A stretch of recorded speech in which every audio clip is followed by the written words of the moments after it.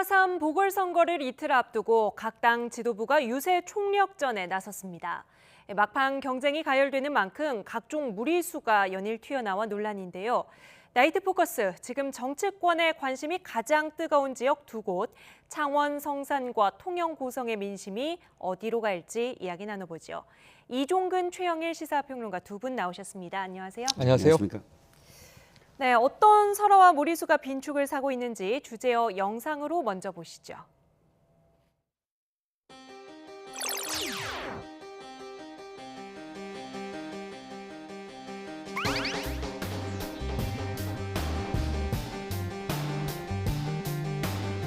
규정을 지키기 위해서 나름대로 노력을 했는데 혹시 부족한 부분이 있었다고 그러면 앞으로 그런 일이 없도록 그렇게 할 것이고, 지난 주말 사이 진짜 만우절 농단 같은 일이 일어났습니다. 선거에서 이기기만 하면 된다는 생각이 아마 이런 행동을 불러오지 않았나 싶은데요. 돈 받고 스스로 목숨 끊은 분, 그 정신을 이어받아서 다시 정의당 후보가 창원 시민을 대표해서야 되겠습니까? 여러분 몇 번 뽑아야 됩니까? 강기윤! 강기윤! 강기윤! 장관 연배들을 50대 후반 이렇게 되는데 그 연배에는 그게 그냥 통상화되어 있는 이런 사회 분위기였죠.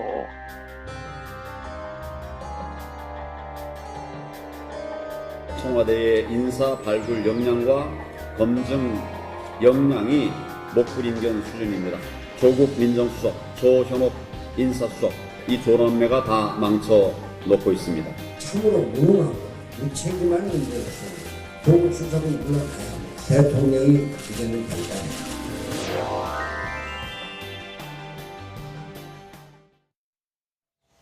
지금 전국에서 두 곳에서만 보궐선거가 치러지고 있죠. 선거부별 상황부터 좀 간단하게 정리해보고 시작할까요? 네, 지금 통영 고성과 그다음에 창원 성산 아닙니까? 통영 고성은 원래 이군현, 그러니까 자유한국당의 이군현 의원의 지역구였습니다.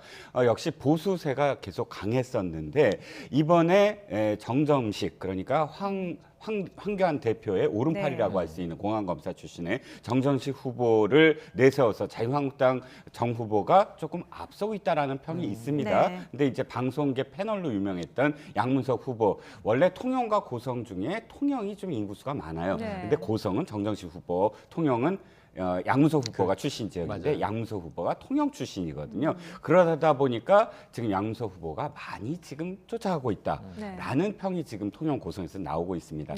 창원 성산 짧게 말씀을 드리면 이 민주당과 정의당이 단일화되기 전에는 자유한국당의 강기훈 후보가 좀 앞서고 있었습니다. 원래 19대 국회의원이었고요. 그런데 단일화 이후에 사실 판도가 약간 박빙해서 조금 이쪽 단일화 후보 쪽이 앞서고 있는 게 아니냐라고 지금 보여지고 있는데, 여러 어떤 경로로서 현장 분위기나 혹은 뭐 여론조사로서 봤을 때는 한치 앞을 내다볼 수 없는 박빙이다.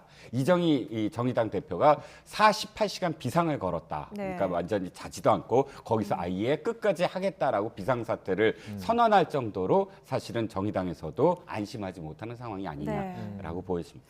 한치 앞을 내다볼 수 없는 박빙의 상황이어서 그럴까요? 지금 창원 성산에서 문제 발언과 구설들이 계속해서 나오는데요. 일단 언젠가부터 정치권에서 나오는 발언들 아슬아슬하다 싶었는데, 자유한국당 강기훈 후보 지원자 창원으로 간 오세훈 전 서울시장의 말이 종일 논란이 됐습니다. 고 노회찬 의원의 이야기를 꺼냈습니다. 좋은 뉘앙스는 아니었는데요. 직접 보시고 이어서 정의당의 입장까지 확인하시죠. 정의당 유세하는 거 보니까 노회찬 정신이라는 거를 자주 이야기하는 것 같습니다. 솔직히 말해서 그렇게 자랑할 바는 못 되죠. 무엇 때문에 이 선거가 다시 열리고 있습니까? 돈 받고 스스로 목숨 끊은 분, 그 정신을 이어받아서 다시 정의당 후보가 창원 시민을 대표해서야 되겠습니까? 고 노회찬 의원의 명예를 심각하게 훼손하는 망언으로 일베 등 극우 세력들이 내뱉는 배설 수준의 인신공격과 판박이입니다. 자유한국당 오세훈 전 서울시장은 변호사 출신입니다. 그렇기 때문에 사자 명예훼손이 어떠한 범죄에 해당하는지 범죄의 무게를 본인이 잘 알고 있으리라 봅니다. 모르고 한 말이 아니니 말에 대한 응분의 책임을 져야 합니다. 네, 오세훈 전 시장 네. 발언 개인적으로는 어떻게 보셨어요? 그러니까 이 전당대회 이후에 존재감을 좀 부각시키고자 선거 유세에 지원하러 간 거지 않습니까? 네. 그래서 좀 보수색이 강한 발언을 했는데 이게 보기에 따라서는 보수색이 강한 게 아니라 지금 뭐 이게 여권 내지는 진보 계층에서는 이게 일베 같은 극우적 성향의 발언, 망언을 네. 했다 이렇게 이제 비판받고 있어요. 그런데 저 맥락 좀 이제 이 자극적인 부분을 빼고 생각을 하면 자 정의당의 전 국회의원의 유고로 지금 재보선을 치르는데 네. 그 노회찬 정신을 이야기하는 정의당을 또 찍어줘야 되겠냐 이 얘기거든요. 이걸 통영고성에 그대로 옮겨가면 이군현 전 자유한국당 의원이 무투표 당선된 지역인데 네. 심지어 의원직을 상실하는 이 당선 무효형을 선고받아서 재보선이 치러지는 거거든요. 네. 그럼 통영고성은 어떻게 설명할 수 있겠습니까? 그러면 이제 자유한국당이 통영고성을 뭐 사수하는 게 옳겠습니까? 통영고성 유권자들의 입장에서 역해석을 해보면 그래서 이제 이 강한 공세를 펴려다가 아까 자책골이라는 표현이 나왔는데요. 네. 오히려 역풍을 불러일으킬 수 있는 상당히 민감한 발언을 했다. 그런 점에서 오세훈 전 시장 좀 이제 이 참 위태위태한 이 경계선을 넘는 발언을 한 것 같고요. 이 정치에서는 항상 금도를 넘었다 이렇게 표현하게 되죠. 네, 정의당은 뭐 사자 명예훼손에 해당한다라는 입장이고 다른 야당들도 이 문제에 있어서만큼은 좀 한 목소리로 비판하는 것 같아요. 네, 좀 뭐랄까요, 한국적 정서가 담겨 있는 그런 비판적 시각이라고 할 수가 있겠죠. 네. 일단 돌아가신 분에 대해서 공과에 대해서 논하는 건 적절치 못하다라는 정서가 사실은 그 비판적인 어떤 시각에 담겨 있을 텐데요. 일단 오세훈 의원은 전 시장은 네. 의원은 아니죠. 전 시장은 변호사 출신 아닙니까? 그렇기 네. 때문에 어디까지가 사자 명예훼손이다라는 것을 충분히 인지하고 한 발언이다라고는 할 수가 있겠어요. 예. 노회찬 고인이 된 노회찬 의원이 유서에 남겨진 어떤 발언, 그러니까 4천만 원을 받았고 사실은 그것을 정당한 후원금으로 받았어야 됐는데 그러지 못했다라는 어떤 발언이 오세훈 전 시장으로 하여금 돈을 받았다. 그리고 극단적 선택을 했다라는 인과관계 어떤 발언으로 연결이 됐거든요. 그렇기 때문에 사자 명예훼손으로 가려면 굉장히 법적인 어떤 또 다툼이 계속 이어질 수 있는 발언이라고 볼 수가 있겠죠. 그러니까 딱 떨어져서 이건 사자 명예훼손이야라고 하기에는 좀 모호한 어떤 발언이다. 단 어찌됐든 이 발언이 그 정의당 내지는 진보 진영의 어떤 표 결집을 어느 만큼 또 그 역풍을 불어일으킬까는 네. 건 또 지켜봐야 될 상황인 것 같습니다. 말씀하신 정의당 표 결집의 네. 형태는 어떤 식으로 나타날까요? 지금 안 그래도 아까 말씀하신 것처럼 네네. 민주당이랑 정의당이 후보 단일화가 됐잖아요. 후보 단일화가 됐고요. 좀 이례적인 현상이 지난 주말이 마지막 유세였습니다. 그런데 이해찬 민주당 대표가 사실은 자당 후보가 활동하고 있을 때는 창원 성산을 찾질 않았어요. 그런데 지금 사퇴하고 단일화가 된 이후에 통영 고성 지원 유세만 할 줄 알았는데 뭐 같은 경남이긴 합니다만 네. 창원 성산까지 찾아서 여영국 정의당 후보의 선거를 유세 지원했어요. 그래서 무슨 얘기를 했냐면은 여영국 후보는 우리 당 후보다 이 정도까지 이야기를 했어요. 그러면서 정부 여당 입장에서 창원 성산도 지금 경제적으로 상당히 좀 불황을 겪고 있습니다. 근데 이것을 이제 자유한국당이 파고들어서 네. 지금 이 경제 실정, 경제 패착 이 부분을 공격하고 있는데 이해찬 민주당 대표는 전폭적으로 창원 성산의 경기 부양을 위해서 네. 여영국 후보가 당선됐을 때 시너지가 날 것이다라는 이제 무게를 실어줬거든요. 이렇게 보면은 사실은 여영국 후보는 이 범진보 단일 후보이긴 합니다. 원래는 이제 민중당까지 세 당이 합쳐졌어야 완벽한 건데 대통합은 이루어지지 않았지만 중통합 정도가 이루어졌고요. 아까 이 실장님이 진단하신 그대로 지금 창원 성산에서는 여영국 후보가 앞서가는 가운데 강기훈 후보가 추격자 역할이고 반대로 이제 통영 고성에서는 지금 이제 정점식 후보가 좀 유리하게 앞서가는 가운데 양문석 후보가 아주 강력한 추격전을 펼치고 있거든요. 네. 이 두 개 지역이 굉장히 상반된 모습을 보이는 것도 대조적으로 비교해 볼 만한 네. 재미있는 분석거리가 될 것 같습니다. 조금 전에 민중당까지는 통합이 되지 않았다고 맞아요. 하는데 네. 이게 민중당의 독자 노선이 변수가 될 수도 있을까요? 자, 두 가지 가능성이죠. 하나는 완전히 박빙에 흘렀을 경우 지금 박빙이라는 거는 어떻게 볼 수가 있냐면 조직 대 바람이거든요. 네. 조직이라는 건 지금 여영 후보, 정의당 후보가 갖고 있는 그쪽 계통의 민주노총이 지금 굉장히 거기에 조직이 탄탄합니다. 네. 거기에 권영길 의원이라든지 노회찬 의원이라든지 연달아서 진보 후보, 즉 정의당 계열의 의원들이 계속 탄생하게 된 배경이 탄탄한 창원의 네. 이 산업단지를 중심으로 한 민주노총 조직표거든요. 여기에 한국당은 지금 바람을 일으키고 있다. 이건 중간 평가다. 문재인 정부의 어떤 실정이다. 이것이 지금 팽팽하게 맞서고 있을 때 가령 뭐 예를 들어서 1%라도 네. 1%면 사실 지금 지역구에서의 어떤 그 총 인구수가 그렇게 많지는 않거든요. 지금 보시다시피 나경원 의원과 노회찬 의원이 서로 맞붙었을 때 단일화가 안 됐던 노동당 김종철 후보가 나왔을 때 김종철 후보가 1000표밖에 못 받았을지라도 네. 실제로 차이가 1000표 내외였어요. 맞습니다. 그렇다면 단일화가 됐다 그러면 역전될 수 있는 노회찬 1400표 의원이 정도의 무효표가 나왔을 테니까 나온 상황에서 사실은 충분히 역전 가능한 이런 케이스도 있거든요. 근데 이것이 대선에서는 이 정도의 차이가 아니지만 지역구 이런 지역구에서는 단일화의 1%가 엄청난 차이가 맞습니다. 있습니다. 그렇기 때문에 지금 다시 이정미 당대표 말씀 왜 드리냐면 이 1000표, 민중당의 1000표가 아니라 그러니까 몇 %를 노동당, 그러니까 지금 민중당에 줄 수가 있겠느냐. 네. 다시 이 전체적으로 민주노총에 좀 조직을 다시 다져서 그 표도 한 표라도 더 지금 다져야 된다라는 것이 지금 48시간의 어떤 그 비상 건 이유가 아닐까 싶습니다. 네. 그러니까 단일화 이전에 강기훈 후보가 30%대로 1위였어요. 그리고 지금 여영국 후보가 29%로 따라가는 2위였고 네. 지금 민중당의 손석형 후보가 여기가 노동산업 지역이기 때문에 민중당 세가 전국에서 가장 높은 지역 중에 네. 하나입니다. 손석형 후보가 13%를 하고 있었거든요. 그럼 사실은 여영국 후보와 합치면 만만치 않습니다. 네. 여기에 사퇴한 민주당 후보까지 하면은 범진보 3당의 단일화가 이루어졌더라면 네. 이건 완전히 이제 압승으로 갈 수 있는 상황인데 손석형 후보가 지금은 사표 방지 심리라든가 쏠림 현상 때문에 한 자릿수로 떨어진 이제 이 지수가 나오긴 합니다만 말씀하신 대로 1% 포인트의 박빙에서도 승패가 엇갈리는 상황이라면 지금 단 3% 5%라도 점하고 있다면 이건 굉장히 정의당 입장에서는 비상 상황이라고 봐야 되겠죠. 그런 지역에서 지금 계속해서 한국당 쪽에 악재로 뭐 분류할 수 있는 일들이 네, 일어나고 맞습니다. 있는데요.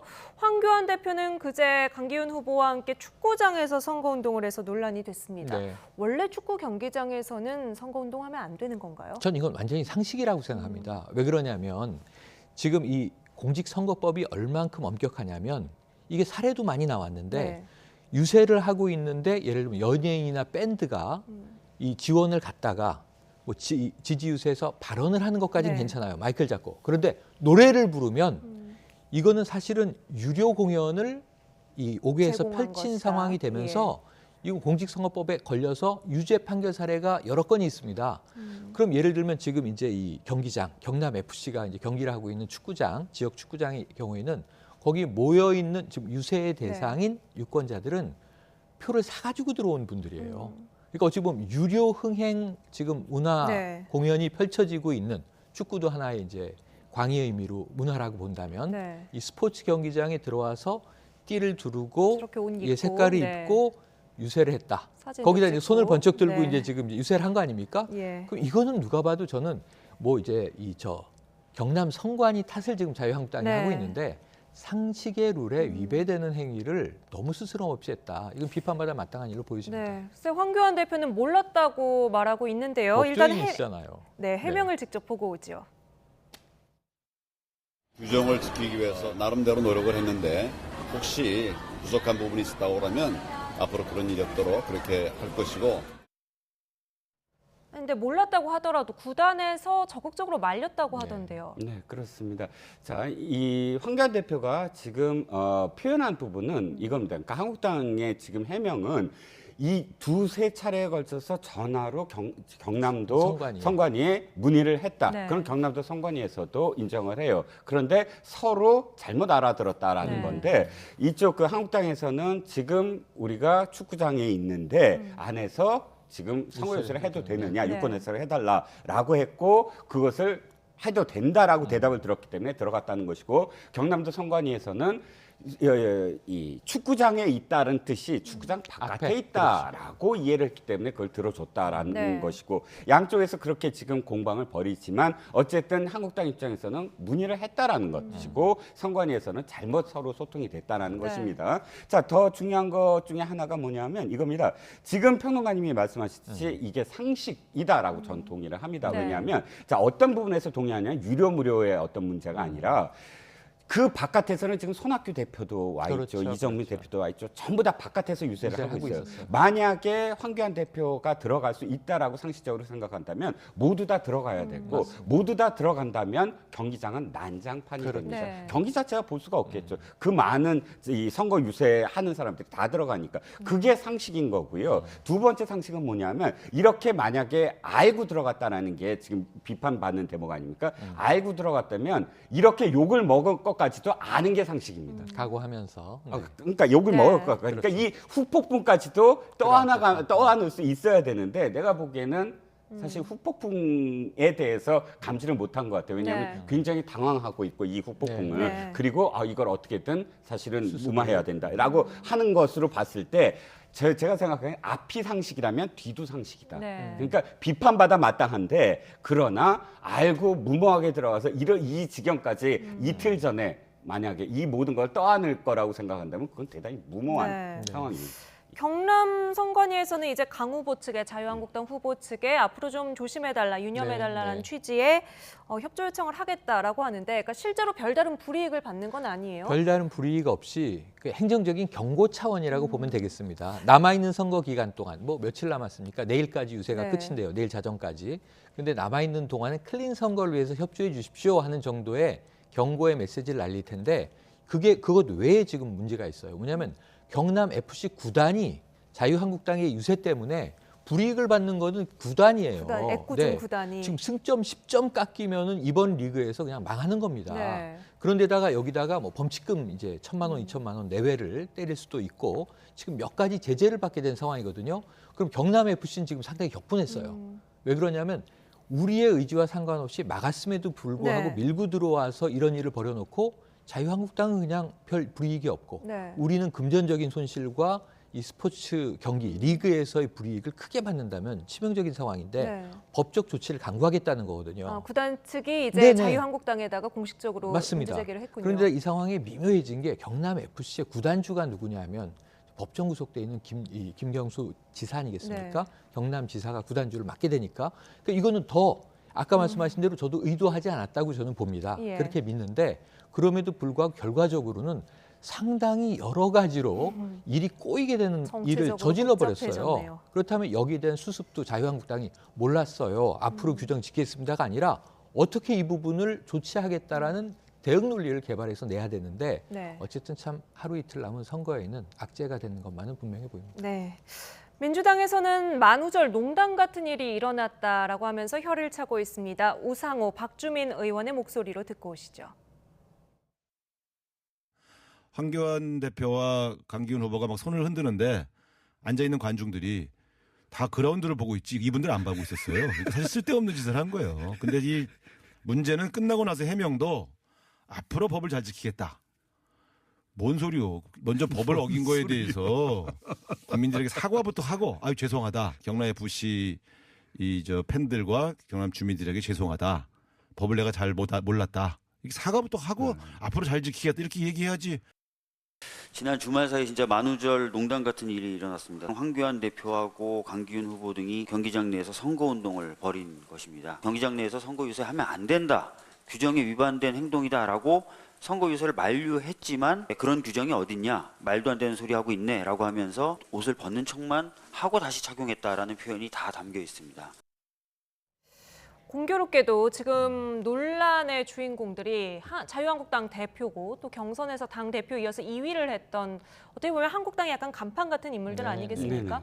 어느 정도 악재, 어느 정도 영향력을 끼치게 될까요, 이번 선거에? 일단 첫 번째는 지금까지의 어떤 그 선거 결과에서 정치학회가 이 연구한 어떤 논문들이나 이런 결과를 보면 네. 대개 이미 정한 층, 그러니까 부동층이나 무당층 말고 이미 마음을 어느 정도 내가 어느 정당을 지지한다거나 또 어느 후보를 지지한다 이런 마음을 굳힌 이 유권자들은 한 일주일 전, 그러니까 우리가 보통 깜깜이 선거라고 얘기하는 그 전 이후에 마음을 바꿀 가능성이 사실 30% 미치다. 거의 마음을 안 바꾼다는 것이고 이것이 지금 영향을 미치는 건 부동층, 아직 마음을 정하지 않은 층들한테는 영향을 미치거든요. 그랬을 때 지금 아까도 말씀드렸지만 창원 성산 같은 경우는 굉장히 이 조직 대 바람.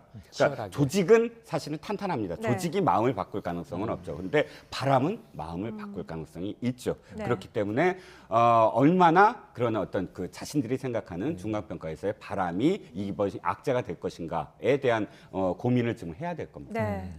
의혹이 과했다고 보기에는 다소 씁쓸한 유세였는데요. 그렇다고 상대 진영이 잠잠한 것도 아닙니다.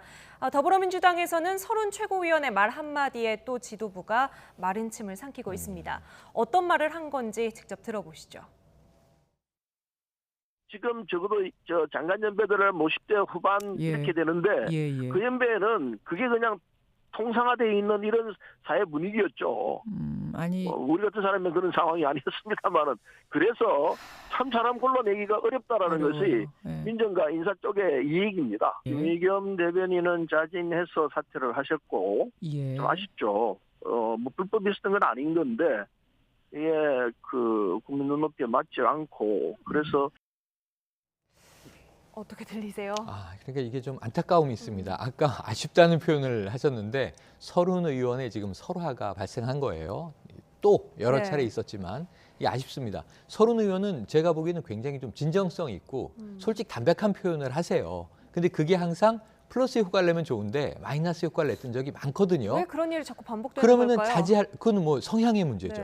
그런데 그 이제는 자제하실 법도 한데 그냥 내지르셔서 오히려 지금 정부 여당에 오히려 마이너스 효과를 냅니다. 이게 문제가 뭐냐면 김의겸 전 대변인 지금 사실은 위법이나 불법 정황이 명확하게 없습니다. 특혜 논란은 있죠. 10억 대출을 고등학교 후배의 지점에서 받은 것이 온당했던 것이냐. 이게 특혜 아니냐. 또 하나는 관사의 가족이하에 들어가서 살았던 게 이게 4억 8천 보증금을 이익하면서 이게 청테크 아니냐라는 비판을 받는 상황이에요. 특혜 논란 2개 있고요. 그리고 무엇보다 정부의 부동산 정책을 너무 잘 알고 있는 청와대 이빈, 대통령의 이빈 대변인이 정부의 정책 시그널에 반하는 행동을 본인이 한 겁니다. 이건 김의겸 전 대변인이 너무 잘 아실 거예요. 그런데 이런 상황에 대해서 이걸 비호하려고 하다가 불법이 없었으니 문제가 아닌데 사퇴한 게 아쉽다라는 취재 이야기로 들리게 되니까 국민들에게. 그러면 사퇴가 잘못된 거냐? 김의겸 전 대변인이 비판받은 게 그러면 되게 부당한 것이냐? 라고 반문을 했을 때는 서른 의원이 좀 궁색해지거든요.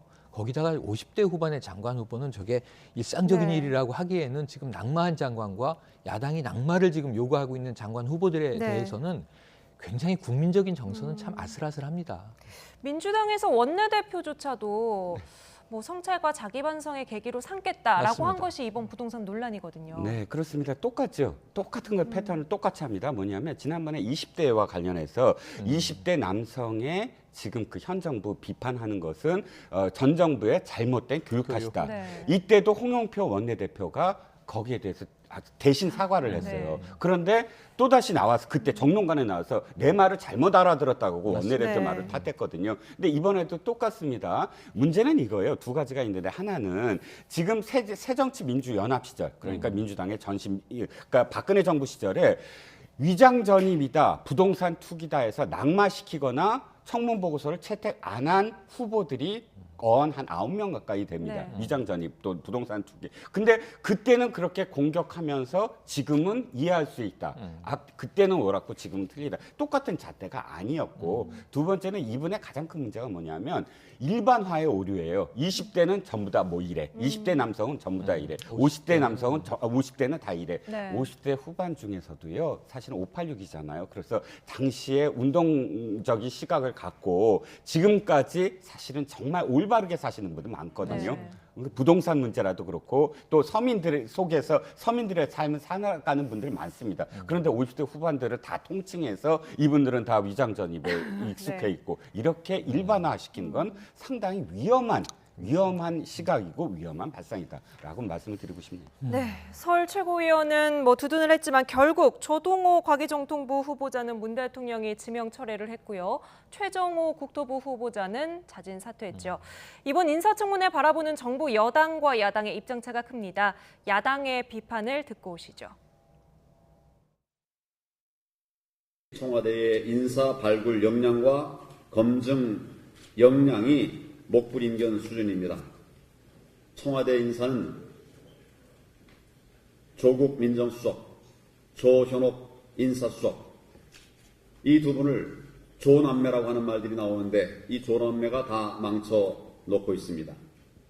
대통령께서는 더 이상 고집을 부릴 것이 아니라 조국 민정수석, 조현옥 인사수석 이 조남매를 문책하는 것이 국민의 뜻을 따르는 길임을 깨달아야 할 것입니다. 이제는 책임을 지고 조국 민정수석이 물러날 때입니다. 참으로 무능하고 무책임한 민정수석입니다. 청와대 비서라고 하는 자리는 조용히 자기를 바쳐서 대통령을 보필해야 하는 것입니다. 정치를 하려면 청와대에 나가서 정치해라. 네, 결국 조국 경질론 또다시 떠오른 건데요. 맞습니다. 정부 여당의 입장은 어떻습니까? 네, 심지어 뭐 이제 조남매라고 하죠. 최근에 이제 김학의 사태 관련해서 청문회에서 박남매가 화제였는데 청와대 민정 인사 검증 라인의 조남매입니다. 청와대 입장은 지금 고려하고 있지 않다예요. 네. 선을 쫙 그었습니다. 그러니까 경질론이나 책임론에 대해서 청와대는 고려하고 있지 않다. 그런데 지금 여론 추이를 볼 거예요. 오늘 발표된 여론조사는 문재인 대통령의 지지율이 그렇게 떨어지지 않았습니다. 네. 오히려 소폭 상승했는데 주말에 이 낙마 사태가 반영되지 않았거든요. 네. 그래서 내주에는 이 문재인 대통령 국정 지지율이 떨어질 우려가 있는데 지금 한미 정상회담이 4월 11일에 있죠. 네. 이 이후에 만약에 이 대통령 지지율이나 국정 지지율 또 이제 이 정당 지지율에 조금 적신호가 들어온다면 고려해 볼 수 있는 카드다. 네. 지금은 선을 그었지만 사실은 이 잔불이 완전히 꺼진 네. 것은 아니다 이렇게 봅니다. 오늘 이야기 종합을 해보면 오세훈 황교안 대표의 그 창원에서의 유세는 한국당의 악재가 되겠고 서른 최고위원의 발언 또 인사 후폭풍은 민주당의 악재가 될 수 있겠는데요. 이 선거 판도 전체적으로 어떻게 좀 흘러가겠다 예상을 해볼 수 있겠습니까? 저는 도리어 우리가 지금 언론에서 예상하는 것보다 거꾸로 차이가 클 수가 있다. 어느 쪽이든 상관없이 우리가 지금 바라보고 있는 건 뭐 샤이 보수든 샤이 진보든 그것이 반영이 안 된 상황도 많을 것이다. 네. 지금 그러니까 예를 들어서 통영 같은 경우는 거꾸로 통영이 굉장히 보수적이거든요. 양소 후보가 그렇죠. 통영 출신이지만 그러니까 이게 굉장히 여러 가지 변수들이 혼재돼 있어요. 창원 역시 마찬가지입니다. 이 조직이 다시 한번 또 똑같이 같은 의미로 뛰쳐나올 수 있을까 없을까 그러니까 어떤 의미에서는 생각보다 어느 쪽이든 상관없이 표 차이가 크게 날 가능성이 크다. 그러니까 여론조사가 사실은 지금 현실을 뒷받침하지 못할 가능성도 지금 보이고 있다라고 말씀을 드리고 싶네요. 예, 이틀 앞으로 다가온 보궐선거 크고 작은 변수들이 나비 효과로 이어질지 선거날 지켜보도록 하죠. 이종근 시사평론가 여기서 먼저 인사드리겠습니다. 오늘 말씀 감사합니다.